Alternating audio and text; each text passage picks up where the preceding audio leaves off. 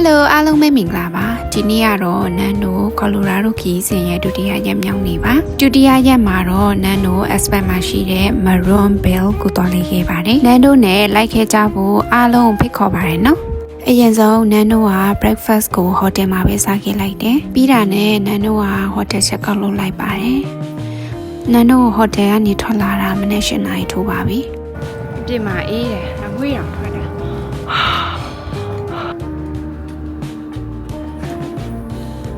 နန်တို့ဟိုတယ်ကနေပြီးတော့ Maroon Bell ကိုကားနိုင်ဝက်လောက်မောင်းရပါတယ်။အရှိမမြင်နေရတဲ့ဒီရေခဲတောင်မှာသွားမှာပါ။နန်တို့ကကျတော့ဒီကားဖာမင်းကိုဝယ်ထားပြီးသားပေါ့နော်။ကားတစ်စီးကိုစေးပေါ့။ဝယ်ထားဆိုလို့ရှိရင်ဒီ bus ကားနဲ့သွားလို့ရတယ်။သူကတစ်ယောက်ကို15ချက်ပေါ့။15ချက်။ခလေး30လူကြီး15ချက်။အဲ့တည်းတခုပေးချင်တော့ပါ။အခုပဲ parking gate ကိုရောက်လိုက်တယ်။ရောက်ပြီးတော့သူတို့ကဘာပြောလဲဆို parking 1ကသူတို့ကမပြောတော့ဘူး right before 8 AM လို့ပြောတော့သူက12 AM to 5 PM တို့လို့ရေးထားတယ်အဲ့ဒါကိုကျွန်တော်ဝင်လာတာဟိုလည်းရောက်တော့မဟုတ်ဘူးတဲ့7နာရီမနေ့7နာရီမထုံးခင်ရောက်အောင်ပါတဲ့7နာရီနောက်ပိုင်းကားအကုန်လုံးကကားတက်လို့မရတော့ဘူးတဲ့ shuttle bus ပြီးတော့ခွင့်ရှိတော့တာတဲ့အဲ့ဒါပါကင်ဝလာတာကားဖြစ်သွားတယ်အခု shuttle bus ညပြန်သွားပြီးတော့ bus ကားစီးပြန်တက်ရတယ်တက်တယ်အတူတူရတယ်မရှိတော့ before 8 AM လာမယ်ဆိုတာကိုမသိဘူးပေါ့နော်အခုရောက်လိုက်တာဘယ်တော့မှတော့ထောက်ကြပါဘူးနိုင်ဝက်ပါပဲဒါပေမဲ့တို့ကပေးတက်ခွင့်မရှိဘူးဆိုတော့လေ it is what it is အခု7နာရီခွဲပဲရှိတယ်နိုင်ဝက်ပဲနောက်ကြတော့โอเคပြောတော့ပါတော့ပြောသူတို့ policy လို့တတ်နိုင်ဆိုတတ်နိုင်ဘူးလေ okay အဲ့ဒါလေးလာပြောပြချင်တာပါဒါကတော့တောင်ချီမှာရှိတဲ့ shuttle bus ticket ရောင်းတဲ့နေရာပါ ticket လည်းဝယ်ပြီးရတယ် shuttle bus မရောက်သေးရနဲ့ရှောက်ပတ်နေရပါတယ်ဒါ snow ရှိတဲ့အချိန်ဆိုလို့ရှိရင်သူကဖွင့်တယ်ပေါ့နော်အခုလောဆယ်တော့သူပိတ်ထားတယ်ဟိုးပေါ်ထိတက်လို့ရတယ်ပြီးတော့ skate တွေပါစီးပေါ့ restaurant တွေရှိတယ်ဟို snow ချိန်ဆိုလို့ရှိရင်ဒီမှာတော်တော်စီမှာပေါ့ဟို season ဆိုတော့ဘူးမှမရှိဘူးဒီစိတ်ရှယ်ဘတ်လီပါလက်မက်ကဒီမှာဝယ်တော့1ယောက်20ပေးရ online ဝယ်တော့1ယောက်15ချက်ပဲအပေါ်อ่ะနော်အေးတော့အရင်အေးတယ်တော်တော်လက်တွေကတ်တောင်းတကြောရှိတယ်ဒီမှာ Maroon Bell ရဲ့အောက်ခြေရောက်ပြီပေါ့နော်ဒီကနေတောင်စားတက်မယ်သူကဒီမှာဟိုတောင်တက်တဲ့ stick တွေသူငားပြီးတယ်မှာ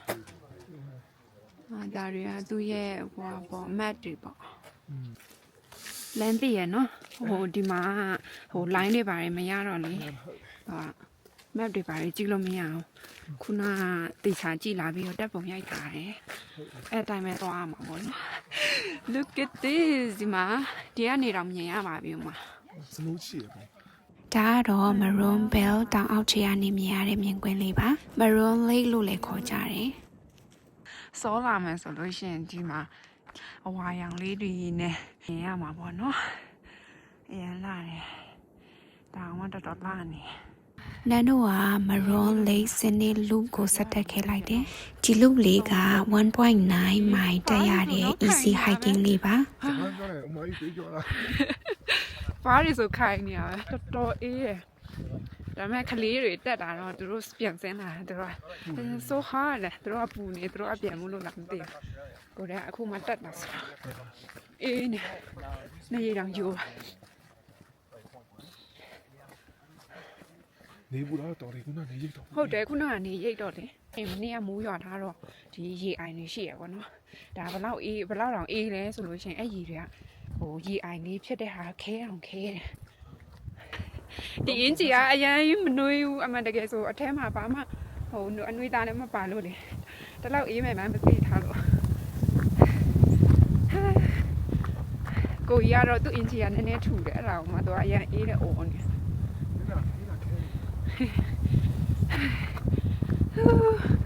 ကဲရွေးဒီ September လကုန်လောက်ဆိုလို့ရှိရင်တော့ဓာတ်ပုံထဲမှာတွေ့ရတဲ့အတိုင်းပေါ့လိုဝါလေးတွေပေါ့နော်တွေ့ရမှာပေါ့အခုက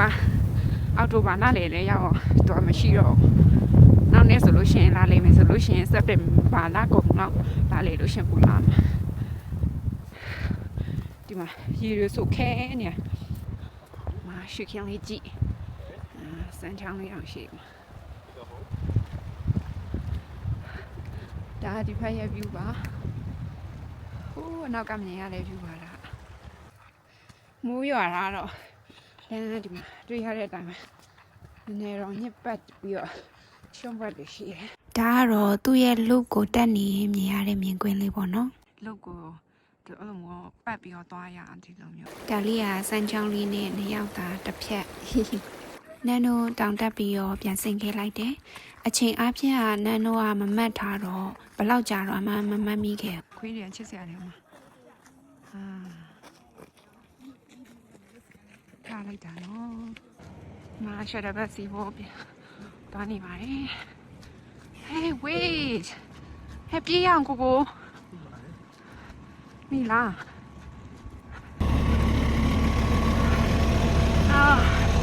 မိတော့ပါရဲ့ရှင်အဲ့ဒါနဲ့နန်နိုတောင်အောက်ဆင်းပြီးတော့ကားယူပြီးတော့ခရီးဆက်ခဲ့တယ်နန်နိုအခုခရီးဆက်မဲ့မြို့လေးကတယ်လူရိုင်းမြို့လို့ခေါ်ပါတယ်ဒီ Aspen ကနေပြီးတော့ကား4နာရီလောက်မှာပါတယ် ဒီ country road လေးမောင်းလို့ဆိုဘယ်လောက်တိုင်ညိတောင်ပတ်ပြီးမောင်းရမယ်ပဲ feeling ရကောင်းပါအမီနဲ့ဝိုင်းအောင်ပေးနေလောက်လာဟုတ်လားတောင်းနေမှာအမေရိကမှာလာတဲ့နေရာအများကြီးရှိပါတယ် European လို့ဆက်စနေတော့မှာပါတယ်လူရိုက်တဲ့ဝင်လာပါပြီနန်နိုတယ်လူရိုက်ရောက်တဲ့အချိန်မှာညနေ9နာရီလောက်ရှိနေပါပြီအောက်ဖက်မှာစမ်းကြောင်းလေးနန်နိုကတယ်လူရိုက်မြို့ပေါ်မှာတော့မတည်ဘူးသူ့ရဲ့အနီးနားမှာရှိတဲ့ Mountain Village မှာတည်ခဲ့တာပါ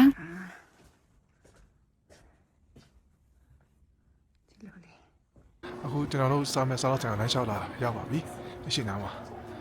ကျွန်တော်လာရတဲ့ချစ်စရာဟောသူထိုင်ကိုလေးတော့ချလာပြီမိုင်နော်အေးတော့ရအေးတယ်စိတ်လာကိုကြီးကြီးရွယ်နေတယ် Oh my god look at doggy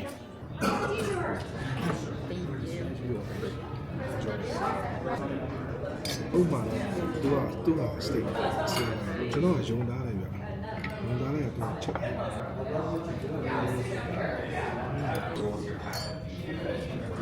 ရိုက်တောင်ပေါ်တက်မဲ့ဟာစီးမယ်ဟိုဘက်ကကျတော့ shopping area စီးနေရတောင်ဘက်တော့သွားတဲ့နေရာနှစ်ခုရှိတယ်ဟိုကကျွန်တော် right ဒီဘက်စီးမယ်ဟောမရအိုးတက်တော့ပြီအိုးသူတို့ကညမစတဲ့နိုင်တိဖွင့်တယ်ချောပြီးmidnight ထိတယ်မောင်မဲတောင်ပေါ်ကြောက်စရာအမကြီးကြောက်တယ်မိုင်းကြောက်တယ်မောင်မဲတာပဲမနေ့ကတစ်ခါပြန်လာစီတယ်ဒီတောင်ပေါ်တစ်ခုဟိုမှာတစ်ခုပြန်စီဖို့အမကြီးကြောက်တယ်မြို့ရဲ့ညဘက်အလားကိုကြည့်ဖို့ကန်ဒိုလာရိုက်တကူတကသွားစီးလိုက်တယ်ပေါ့နော်ဒါပေမဲ့ဘာမှမမြင်ခဲ့ရပါဘူးအောက်ကိုနီးလာပါပြီဒီမှာမီးရဲဆိုလို့ရှိရင်လေဟိုအဝါရောင်မီးဟိုမိမိလေးပဲတုံးတော့လေမြို့ကအလောက်ထိမလင်းထိန်နေဘူးပေါ်နေကြည့်တာသူကဒီကလူတွေကပုံတွေကဝါရွေးအမိမိလေးမချက်တယ်လင်းထင်တယ်မချက်အားရှာတယ်ဒီနေ့နန်နိုကလိုရာဒိုခရီးစဉ်ရဲ့ဒုတိယမြောက်နေ့လေးဒီလောက်ပါပဲเนาะမနေ့ပြန်မှပြန်တွေ့ကြမယ်အားလုံးတတာ